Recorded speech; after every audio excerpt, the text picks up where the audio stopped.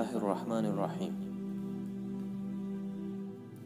عبدالله ابن زید انصاری رضی الله عنه باری به نزد رسول اکرم صلی الله علیه و سلم آمد و گفت: یا رسول الله، تو برایم از همه نعمتهای دنیا، از مال و از خود و از زن و فرزندانم و از پدر و مادرم دیده برای من عزیزتری.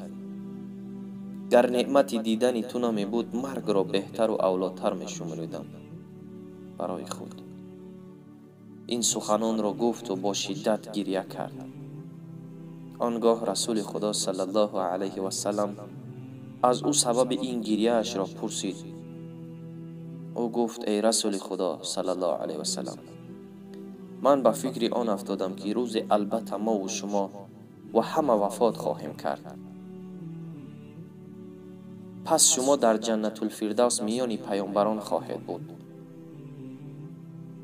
اما اگر ما را الله بزرگ شایسته جنت کرده باشد هم در پسترین گوشه جنت خواهیم بود و از دیدن جمال زیبای شما محروم خواهیم ماند.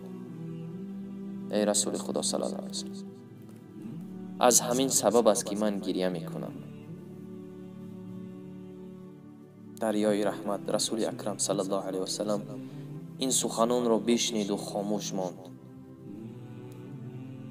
این زمان بود که آیه مبارکه سوره نیسا نازل گشت، آیه 69 که خداوند می فرماید: و هر که از خدا و پیامبرش اطاعت کند در روز قیامت همراه با کسانی خواهد بود که خدا نعمتشان داده است، چون انبیا و صدیقان و شهیدان و صالحان، و اینها چه نیکو رفیقانند.